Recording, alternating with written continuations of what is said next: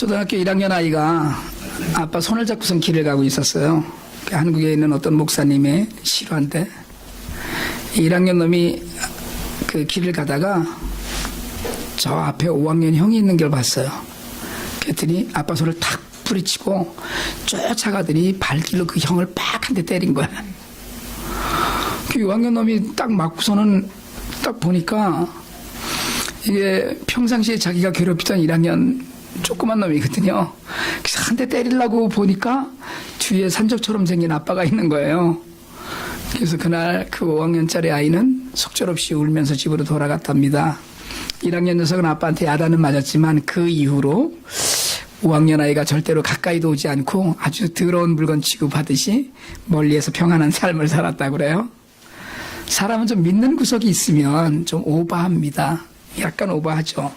빽이 있어서 경고망동하다가 감옥에 가는 거거든요. 지금 요즘 막 그 한국에 뭐 감옥 가는 사람들이 많던데 혼자 놔두면 별 볼 일 없습니다. 다 그냥 개인적으로 놔두면 아무것도 아닌데 괜히 뭔가 뒤에 있다고 그게 영원할 줄 알고 까불다가 오만방자해져서 비참한 최후를 맞는 그런 사람들을 많이 봅니다.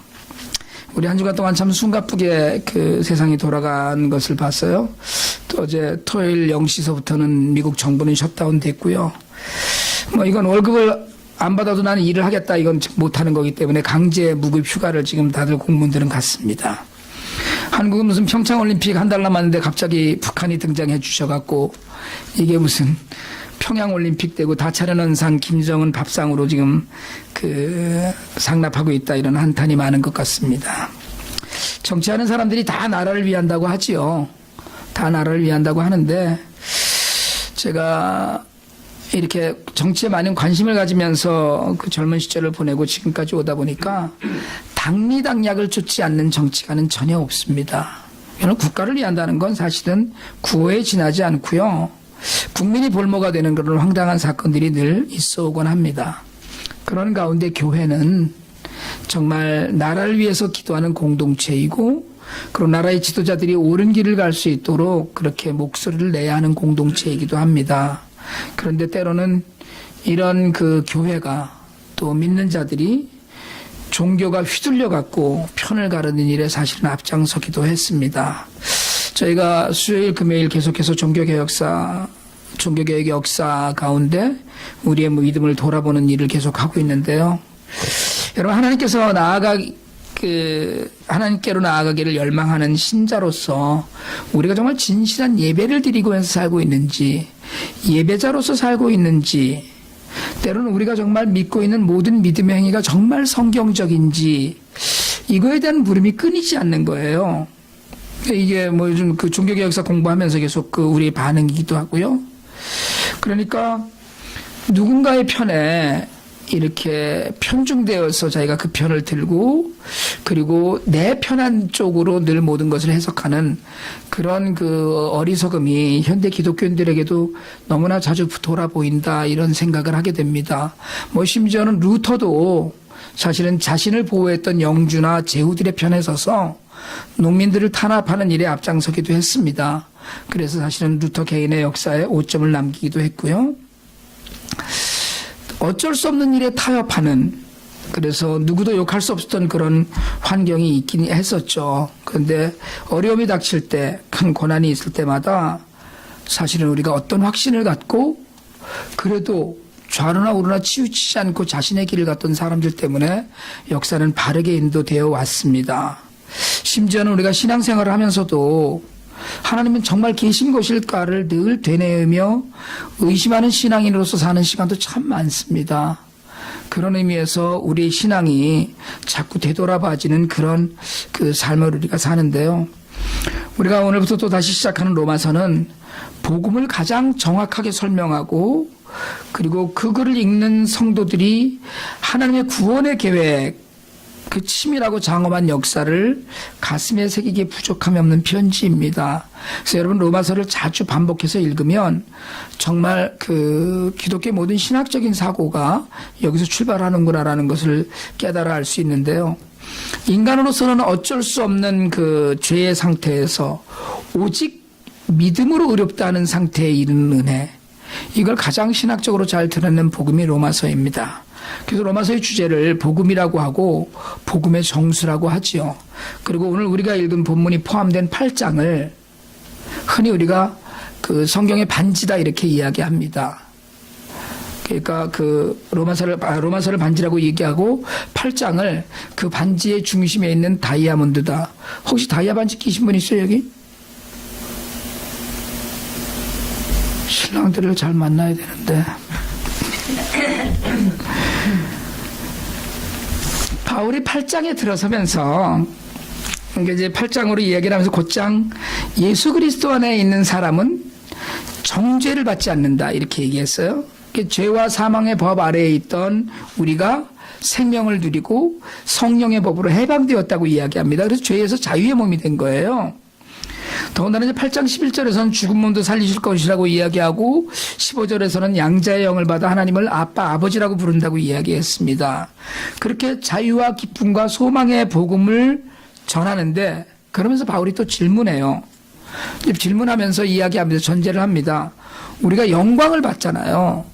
예수님처럼 정말 이게 영화롭게 된다 이제 이 얘기를 마지막에 하는데 영광을 받으려면 고난도 받아야 된다. 그러니까 맛있는 걸 먹으려면 수고해야 된다. 그러니까 좋은 일을 받으려면 수고해야 된다. 이게 바울의 주장이고 성경의 바른 진리입니다. 17절에 그렇게 얘기를 하는데 현재 고난이 있다고도 그래요. 그렇지만 우리가 고난을 당하는데 예수를 믿는 동안에 고난을 당하는데 그 고난을 성령이 말할 수 없는 탄식으로 우리를 위해 친히 간구하신다고 정리를 합니다.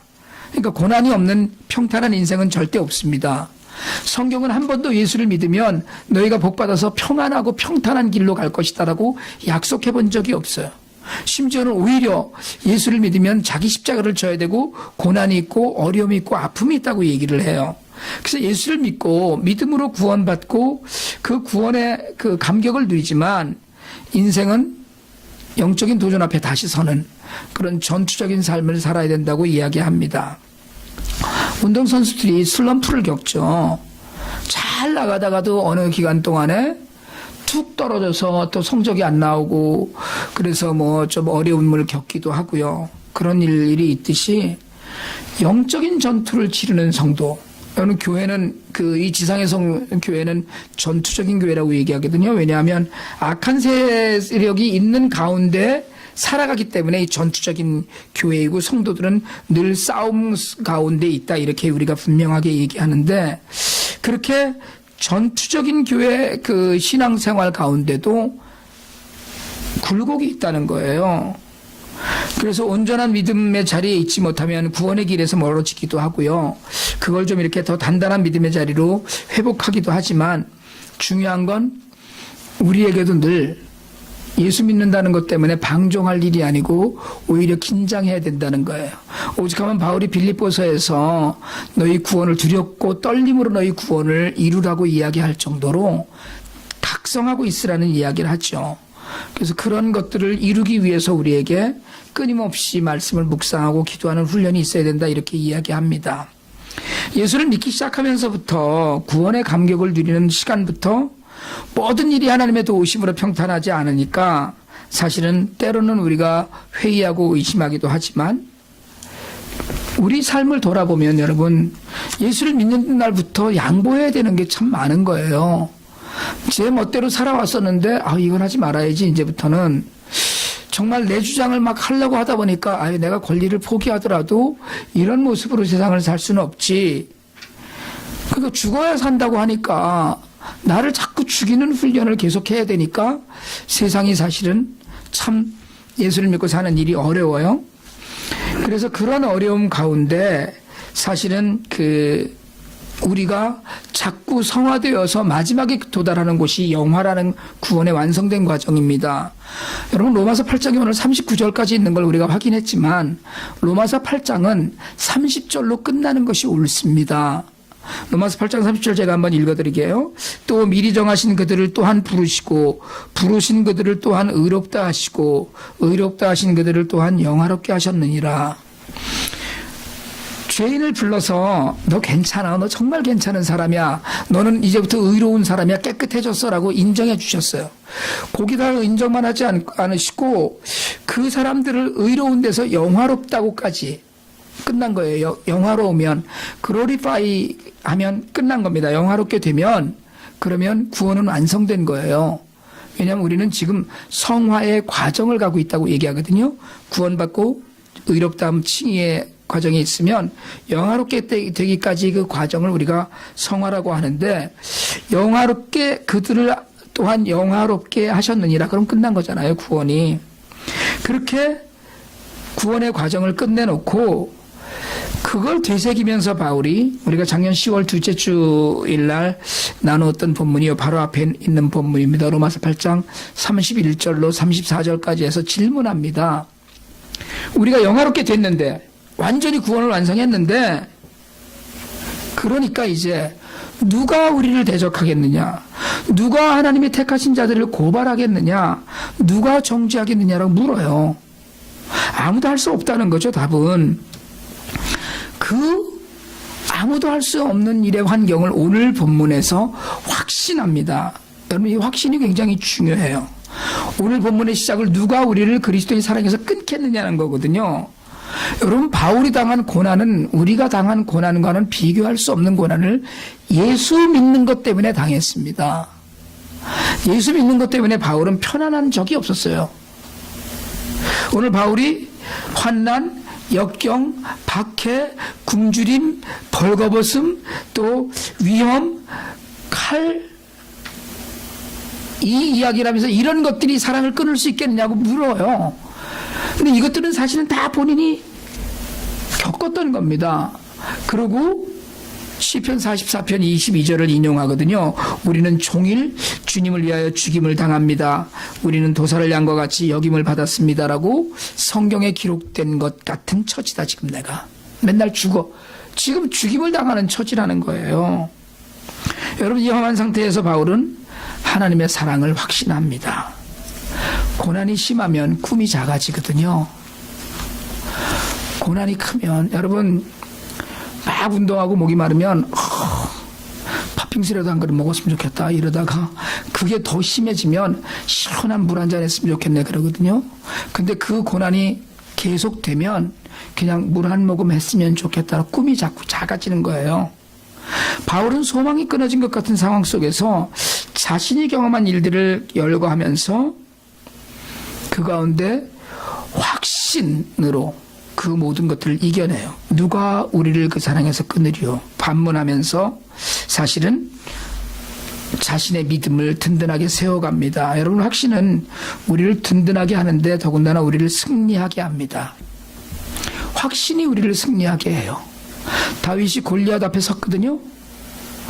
다윗이 골리앗 앞에 선 것은 다른 사람들이 보기에는 참상이었습니다. 저건 비극으로 끝날 일이었어요.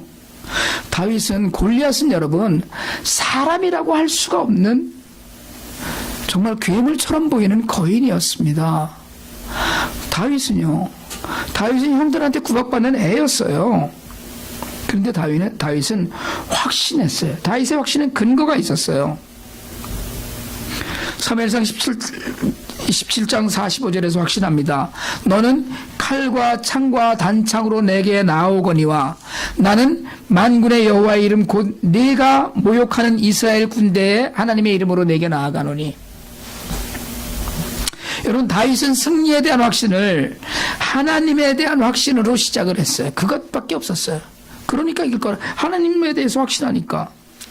우리가 이야기하잖아요. 말하잖아요. 그 말은, 우리가 하는 모든 말은 제일 먼저 하나님이 들으십니다. 그 다음에 내가 들어요. 우리가 물리적으로 짧은 공간 안에서 이야기하기 때문에 내가 하는 말을 여러분이 동시에 듣는 것처럼 느껴지지만, 여러분, 우리가 내뱉는 말은 하나님이 먼저 들으시고 내가 듣고 상대가 듣는 거예요. 다윗이 내뱉은 이 말, 내가 모욕하는 이스라엘의 하나님의 이름으로 내게 나아간다고 하는 이 말은, 이 다윗의 선언은 하나님이 먼저 들으셨어요. 그리고 다윗이 자기가 이야기하면 자기가 들었습니다. 이게 다윗의 확신이에요. 이 확신을 통해서 다윗은 하나님의 이름으로 승리해요. 바울의 확신의 근거도 하나님이십니다. 숱한 고난 가운데 우리가 넉넉히 고난을 이기는 하나님의 사랑 때문이라고 이야기해요. 바울이 확신한 것은 하나님의 사랑입니다. 여러분, 우리가 어린아이가 어렸을 때 잠 못 자고 하면 부모가 밤을 새우면서 아이의 손을 잡아줍니다. 여러분, 아이를 혼자 걸어서 학교 보내기 시작하는 때부터 사실은 부모는 오히려 마음을 더 아이에게 두고 있어요. 생명이 오락가락 하는데도 천국의 소망을 잃지 않도록 붙들어주는 분이 하나님이십니다. 그래서 오늘 바울은 38절 39절에서 자신이 확신하는 내용들을 열거를 해요. 여러분, 우리가 아무리 어려운 일이 있어도 이겨낼 자신이 있는 건 1학년 아이가 5학년 형 정갱이를 걷어찰 수 있는 것, 정말 달걀만한 다윗이 바위 같은 골리앗을 덤빌 수 있는 것은 내가 용감하거나 내가 능력이 있어서가 아닙니다. 하나님이 계시기 때문이에요. 하나님의 사랑이 있기 때문입니다. 우리를 끔찍하게 사랑하신 하나님이 계시기 때문이에요. 사망도 생명도 어쩌지 못한다는 거예요. 천사, 권세, 그다 소용없다는 거예요. 지금 무슨 일이 일어나든지 장래에 무슨 일이 있든지 이것도 하나님의 사랑은 끊을 수 없다고 얘기해요. 바울은 먼저 끊어지지 않을 하나님의 사랑을 확신했고, 그래서 믿는 구석이 있으면 담대해진다고 바울은 그 확신으로 담대했습니다. 여러분, 예수를 믿으면서 어려운 일은 분명히 있으실 겁니다. 난감해지는 일도 있을 것이고요. 이대로 가면 안 되는데 싶은 일들이 있을 거예요. 그래도 담대하시길 바랍니다. 5학년짜리 정강이도 좀 걷어찰 수 있고요. 바위에 머리도 부딪힐 수 있는 그런 믿음은 하나님의 사랑에 대한 확신이 있을 때 우리에게 자랍니다. 바울이 열거한 어려움, 여러분, 그런 사랑에 대해서 여러분, 저는 하나님의 인도하심이 없었다면 저는 제가 오늘 이 자리에 있다고 생각하지 않습니다. 저는 분명히 믿어요. 제가 부족하고 흠이 많고 참 모자라는 구석이 있어도 하나님께서 사랑하신다는 그 확신 하나를 갖고 오늘 믿음을 갖고 있을 때 하나님이 이 자리까지 인도하셨다고 저는 믿습니다. 때로 믿음이 흔들리기도 하고요. 회의하고 의심하기도 해요. 제가 미국에 온 지 금년 6월이면 만 28년 됩니다. 제가 사실은 온 몸과 마음이 죄에 찌들어 살 때였어요. 결혼한 지 1년 만에 아내를 한국에 두고 왔고요. 3개월 후에 아내가 미국에 왔어요. 제 삶이 나아지거나 달라진 것이 없었습니다. 한 가지 달라진 게 있었다면 한국에서처럼 밤새워 노는 일이 없어졌다는 거예요. 그게 어디서 어떻게 노는지 몰라서 그랬어요. 노는 걸 모르니까. 그런데 하나님은 그런 저를 다듬으시더라고요. 계획을 갖고 깎아내고 계셨다고 저는 믿어요. 비즈니스 10년 하면서 어느 날 신학 공부를 하기 시작했고요. 그러면서 신학교를 졸업하기도 전에 교회를 개척했어요. 저는 지나온 세월을 생각하면서 한시도 끊어지지 않았던 하나님의 사랑에 때로는 소름 끼치듯 몸서리치던 때도 있었습니다.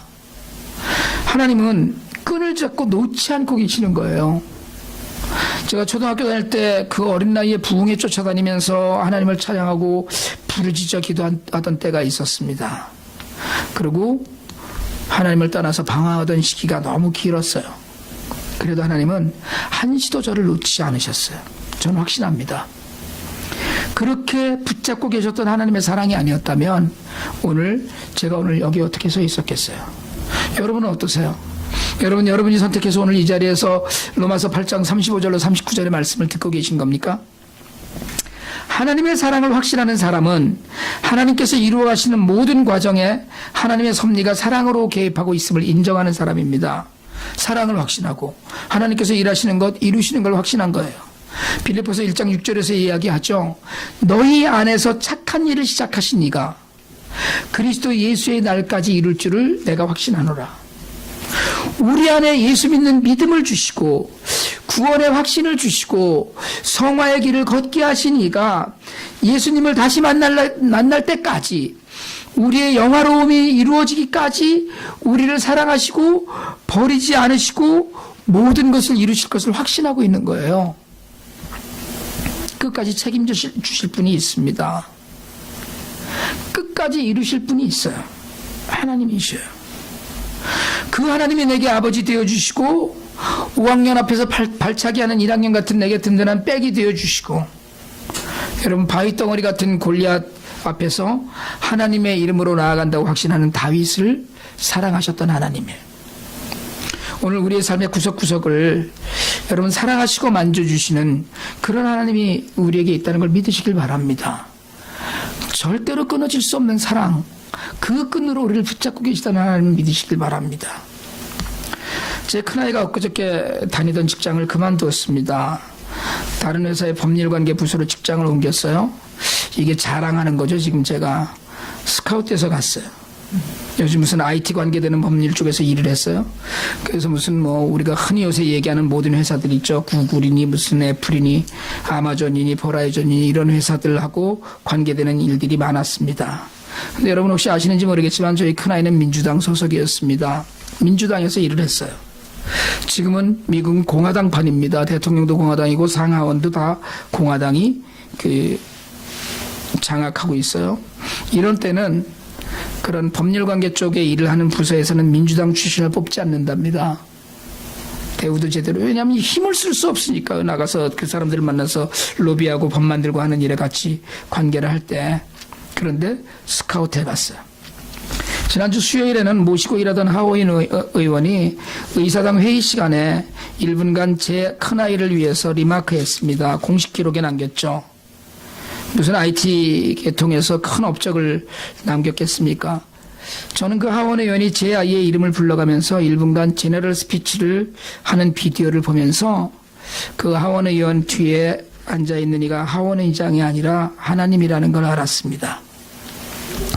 하찮은 세상의 권세가 아니라 하나님을 백으로 가지고 있기를 바랐습니다. 하나님께서 하시면 더 큰 일도 하리라는 확신, 하나님의 사랑 안에 있는다면 더 큰 문제도 이길 수 있다는 확신이 들었어요. 그런데 사실은 그날 그게 중요한 일이 아니었고, 그날 그 아이가 제게 전화를 하면서 제게 기도 부탁을 하나 하더라고요.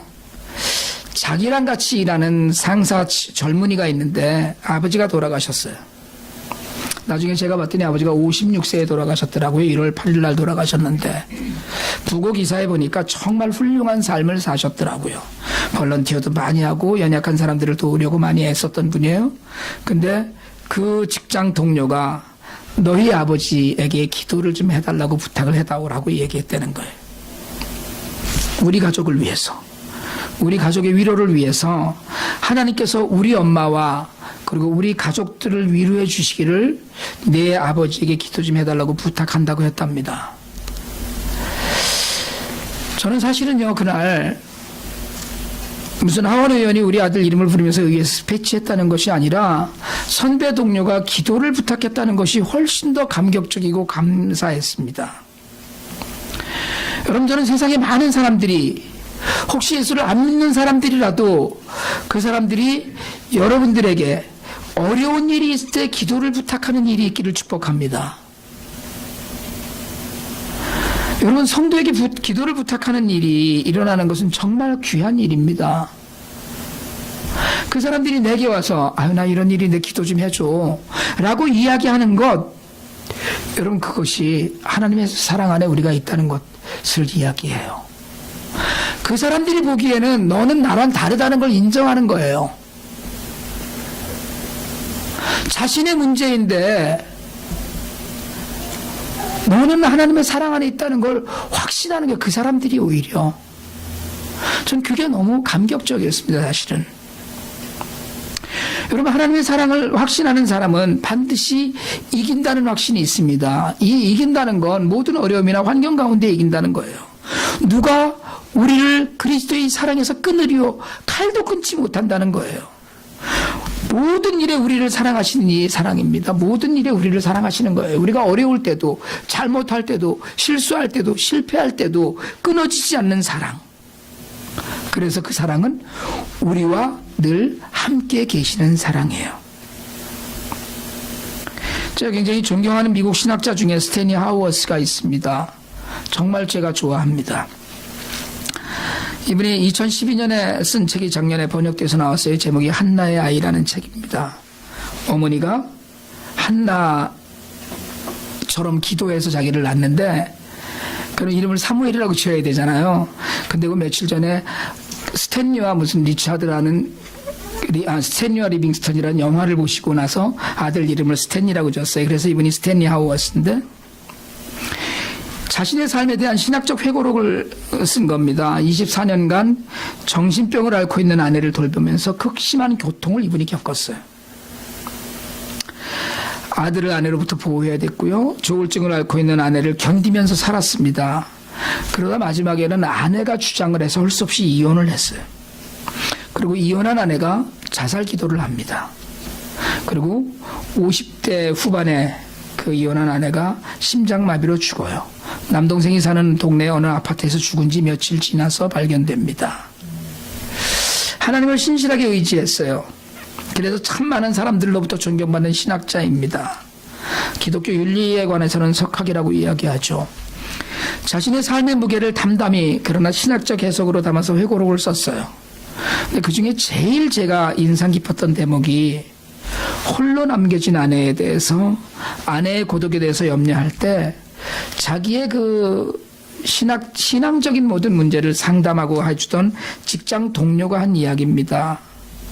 그러니까 절대 고독의 힘에 무너져서 자살을 시도했을 때 그 아내의 고독함을 염려했어요. 우리 이건 누구도 어쩔 수 없는 고독 가운데 앤이 있다. 앤이 자기 아내 이름이거든요.